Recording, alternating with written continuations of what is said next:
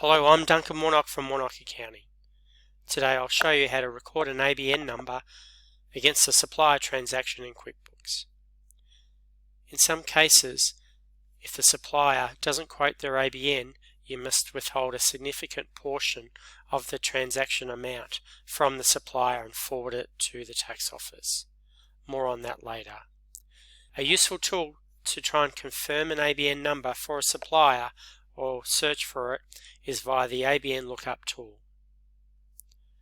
Not as good as the actual invoice from the supplier itself, but a handy tool to validate the information you've either received or not received from the supplier. In this case, we've done a simple search on ABC, selected an individual supplier record, and just viewing the current and historical details. Now we're in QuickBooks, we're on the dashboard, we're going to navigate to the banking section. We want to allocate a payment that we've made to a contractor that did some work for us called Sydney. When we paid them through internet banking, we did reference their invoice number. So it does make it a bit easier to know which invoice we've paid.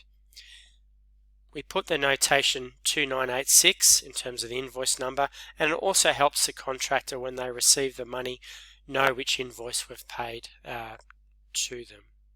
Now, we haven't dealt with this contractor before. We've entered their name against the supplier name field.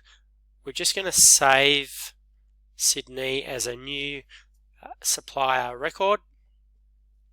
We want to allocate it to the correct expense. In this case, the expense category is called subcontractors. In other cases, it might be called something like contractor payments or something similar. We've cited the invoice that they've given us, and we know that they charge GST on the transaction, so we're recording that as well. Now, we're pretty happy with everything. We've actually just recorded their ABN number in the memo field as well, and click Save to allocate the transaction.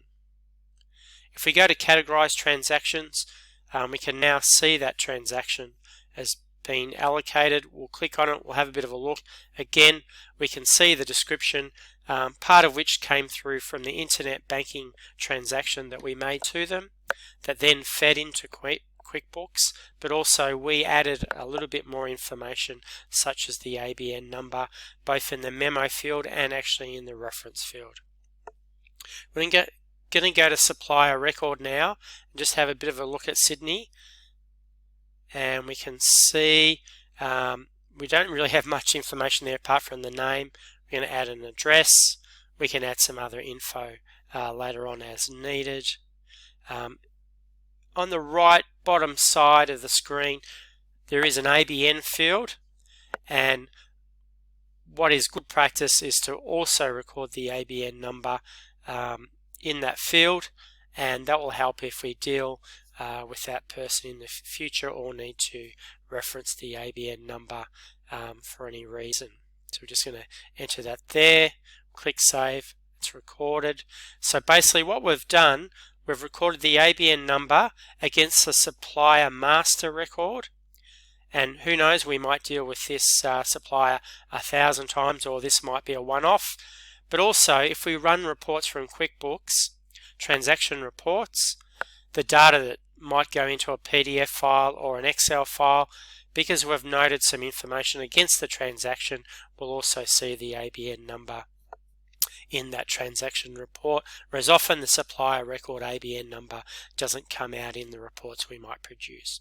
Alright, I hope that information was helpful, and always remember, put a lot of focus on ABN numbers, particularly if it's a contractor, just to make sure we're getting it all right and there's no issues with potentially claiming that expense as a deduction.